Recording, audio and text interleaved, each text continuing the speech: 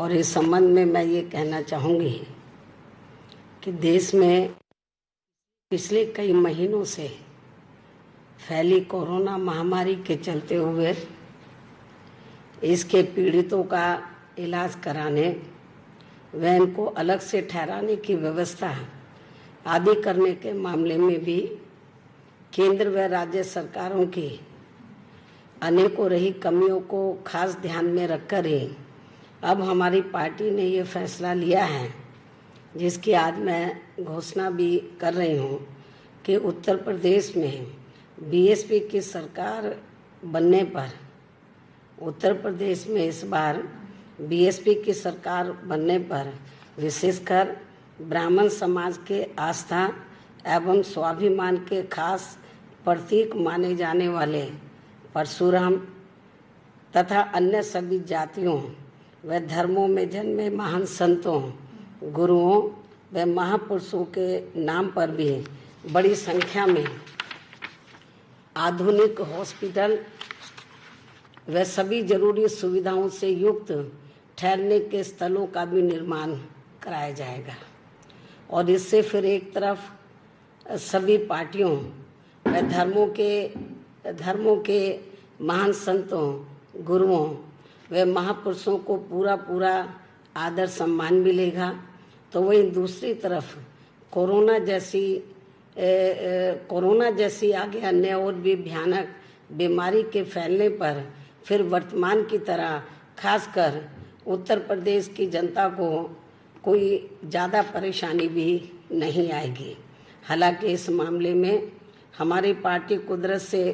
यही प्रार्थना करती है, कामना करती है कि कोरोना जैसी अन्य और महामारी अब आगे अपने देश में फिर से कभी भी ना यहाँ आए। इसके साथ ही दलित व अन्य पिछड़े वर्गों में जन्मे अनेकों महान संतों, गुरुओं व महापुरुषों के बारे में भी यहाँ मैं ये भी बताना चाहती हूँ कि उत्तर प्रदेश में 4 बार बीएसपी की रही सरकार में इन वर्गों से जुड़े जिन महान संतों, गुरुओं व महापुरुषों के नाम पर उन्हें आदर सम्मान देने के उद्देश्य से अनेकों जनहित की योजनाएं शुरू की गई थी। साथ ही कुछ जिलों के नाम भी रखे गए थे, तो उन्हें फिर अधिकांश सपा सरकार ने अपनी जातिवादी मानसिकता व द्वेष की भावना के चलते हुए बदल दिया था, जिन्हें फिर बीएसपी की सरकार के बनते ही तुरंत बहाल कर दिया जाएगा। जबकि इनका लिया गया ये फैसला अति शर्मनाक व अति निंदनीय भी था। और इसके साथ इससे इनकी यानी कि समाजवादी पार्टी की व इनके मुखिया की दलित एवं अन्य पिछड़ा वर्ग विरोधी मानसिकता होने को भी काफी कुछ दर्शाता है। और अब ये पार्टी ब्राह्मण समाज के वोटों के खातिर, खासकर ब्राह्मण समाज के वोटों के खातिर अपने राजनीतिक स्वार्थ में परशुराम की ऊंची प्रतिमा लगाने की भी बात कर रही है। लेकिन इस मामले में हमारी पार्टी का सपा को ये भी कहना है कि यदि इनको वास्तव में इनकी प्रतिमा इनके सम्मान में लगानी भी थी, तो इनको इसे अपने पूर्व के रहे शासनकाल में ही लगा देना चाहिए था। जो अब ये चुनाव होने के नज़दीक लगाने की बात कर रहे हैं, इससे साफ जाहिर हो जाता है कि अब इनकी यानी कि सपा की हालत प्रदेश में बहुत ज़्यादा खराब हो रही है। और अब ऐसे में तो ब्राह्मण समाज इनके साथ कतई भी जाने वाला नहीं है। वैसे भी इस समाज का हर स्तर पर शोषण व उत्पीड़न आदि भी इनकी सरकार में सबसे ज़्यादा हुआ है। इसके अनेकों उदाहरण हमारे सामने हैं। जबकि ब्राह्मण समाज को हर मामले में बीएसपी के ऊपर ये पूरा भरोसा है कि बीएसपी किसी भी मामले में सपा की तरह कहती नहीं है, बल्कि करके दिखाती है। अर्थात बीएसपी की सरकार बनने पर फिर हमारी सरकार ब्राह्मण समाज की इस चाहत को ध्यान में रखकर यहाँ परशुराम की प्रतिमा हर मामले में सपा की तुलना में ज़्यादा भव्य ही लगाएगी। इसका ब्राह्मण समाज को बीएसपी के ऊपर ज़्यादा भरोसा भी है। इसके साथ साथ यहाँ मैं ये भी कहना चाहती हूँ कि यदि क्षत्रिय व वैश्य तथा अन्य समाज आदि भी अपने महान संतों, गुरुओं व महापुरुषों की प्रतिमा लगवाने की अपनी भावना दर्शाते हैं, तो फिर इस मामले में उनकी भावनाओं को भी जरूर पूरा किया जाएगा, आदर सम्मान दिया जाएगा। कहने का तात्पर्य ये है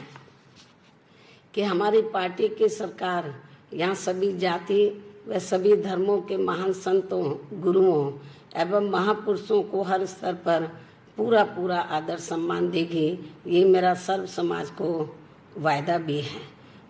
इसके अलावा आजकल राम मंदिर निर्माण के नाम पर भी काफ़ी राजनीति की जा रही है, जो कतई भी उचित नहीं है, क्योंकि ये मामला लोगों की केवल धार्मिक आस्था एवं भावनाओं से ही जुड़ा है, अर्थात इसका राजनीतिकरण नहीं होना चाहिए। इसके साथ ही यहाँ मैं ये भी कहना चाहूँगी कि जब अभी हाल ही में 5 अगस्त को अयोध्या में राम मंदिर निर्माण के लिए वहाँ नींव रखी गई थी और अपने देश के प्रधानमंत्री माननीय श्री नरेंद्र मोदी जी ने उसकी नींव रखी, तो अच्छा होता। तो इस मौके पर यदि प्रधानमंत्री तो दलित समाज से जुड़े जो अपने देश के राष्ट्रपति हैं उनको भी साथ में ले जाते, तो पूरे देश में दलितों के ऊपर एक अच्छा मैसेज जाता, अच्छा प्रभाव पड़ता। हालांकि इसको लेकर कई और भी मामले आए, कुछ दलित संत भी चिल्लाते रहे कि हमको नहीं बुलाया गया। चलो उनको नहीं बुलाया है तो राष्ट्रपति तो दलित थे, उनको भी बुला लेते तो मेरे ख्याल अच्छा मैसेज जाता। तो ये भी मैं इनको कहना चाहती हूँ। वैसे भी इस संदर्भ में हमारी पार्टी का ये मानना है कि अयोध्या में केवल राम मंदिर का निर्माण करने से व राम राज्य के कोरे गुणगान आदि करने से ही यहाँ उत्तर प्रदेश व पूरे देश की जनता का भला होने वाला नहीं है, बल्कि इसके साथ साथ केंद्र व खासकर उत्तर प्रदेश राज्य सरकार को उनके बताए हुए रास्तों पर ही चलना होगा, अर्थात उनकी सोच व कार्यशैली पर भी इन्हें अमल करना होगा। जैसा कि कानून व्यवस्था के मामले में अब पूरे तौर से यूपी में यहाँ जंगल राज बन चुका है और यदि सही मायने में यूपी की गवर्नमेंट ये चाहती है कि वहाँ पे राम राज्य आए, तो जो इतिहास ये बताता है कि राम राज्य में तो ऐसा जंगल राज नहीं था जैसा कि वर्तमान में श्री योगी की सरकार में हमें जंगल राज देखने के लिए मिल रहा है। हर प्रकार का अपराध चरम सीमा पर है, ये भी किसी से छिपा नहीं है। और इस मामले में विशेषकर यूपी की वर्तमान भाजपा सरकार को ज़्यादा ध्यान देने की ज़रूरत है। बीएसपी की इनको ये खास सलाह भी है, जबकि बीएसपी के मामले में ये बात सर्वविदित है कि बीएसपी जो कहती है तो उस पर अपनी पूरी ईमानदारी व निष्ठा से अमल भी करती है। उदाहरण के तौर पर जब उत्तर प्रदेश में सन 2007 में विधानसभा के आम चुनाव हुए थे, तो तब उस चुनाव में दलितों, पिछड़ों व धार्मिक अल्पसंख्यकों के साथ साथ खासकर मुस्लिम व अन्य धार्मिक अल्पसंख्यकों के साथ साथ अपर कास्ट समाज में से विशेषकर ब्राह्मण समाज ने भी अधिकांश अपना वोट बीएसपी को ही दिया था। तो उनको फिर और इतना ही नहीं, जब हमको ये लगा कि हमको सर्व समाज ने वोट दिया है और अपर कास्ट समाज में से ब्राह्मण समाज ने बड़े पैमाने पर सन 2007 में जो असेंबली का चुनाव हुआ था हमें वोट दिया है, तो उनको फिर हमने यानी कि ब्राह्मण समाज को फिर हमने अपनी पार्टी व सरकार में भी उन्हें हर स्तर पर उचित प्रतिनिधित्व भी दिया था। इसी प्रकार हमने क्षत्रिय समाज व अन्य सभी समाज को भी हर मामले में उचित भागीदारी दी थी और खासकर दलितों, अन्य पिछड़े वर्गों एवं मुस्लिम व अन्य धार्मिक अल्पसंख्यकों के हितों का तो हर मामले में हर स्तर पर प्राथमिकता के आधार पर हमने पूरा ध्यान रखा था और इनके विकास व उत्थान के लिए हमने अनेकों महत्वपूर्ण फैसले लिए। हालांकि उस चुनाव में विशेषकर ब्राह्मण समाज को कांग्रेस, सपा व बीजेपी ने भी गुमराह करने की पूरी कोशिश की थी, जिनके शासनकाल में इस समाज का हर स्तर पर सबसे ज़्यादा शोषण व उत्पीड़न किया गया था और बीजेपी के वर्तमान शासनकाल में तो इनका अभी भी काफ़ी ज़्यादा शोषण व उत्पीड़न आदि हो रहा है। और इतना ही नहीं बल्कि कानपुर विकास दुबे कांड की आड़ में अब तो पूरे उत्तर प्रदेश में यहाँ समूचे ब्राह्मण समाज का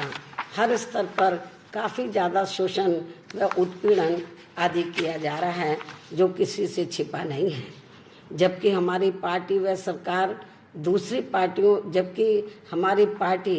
व हमारी यहाँ सरकार, हमारी पार्टी की रही सरकार दूसरी पार्टियों की तरह अपने राजनीतिक स्वार्थ में किसी भी समाज के साथ मुंह में राम व बगल में छुरी की तरह बर्ताव नहीं करती है। सबको एक नज़र से देखती है, जो गलत है उनके खिलाफ कार्रवाई करती है, जो सही है तो उसके खिलाफ कार्रवाई नहीं करती है। अपने राजनीतिक स्वार्थ में तो जो सही लोग हैं तो उनके साथ किसी भी प्रकार का अन्याय नहीं करती है, जैसा कि अब हमें देखने के लिए मिल रहा है। बात तो हम बड़ी करते हैं लेकिन काम उल्टा करते हैं, तो ये भी ठीक नहीं है। तो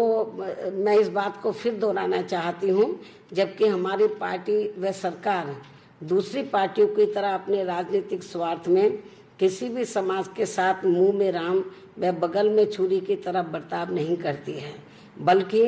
परम पूज्य बाबा साहब डॉक्टर भीमराव अंबेडकर द्वारा निर्मित भारतीय संविधान के मुताबिक चलकर ही सबको न्याय दिलाने की बात करती है। और इतना ही नहीं बल्कि बीएसपी की सरकार बनने पर सर्वजन हिताय व सर्वजन सुखाय की नीतियों पर आधारित ही सरकार चलाती है। और अब अंत में मैं यही कहना चाहूँगी कि ये कुछ ज़रूरी बातें आज मैंने मीडिया के जरिए विशेषकर यूपी की जनता को सावधान करने के उद्देश्य से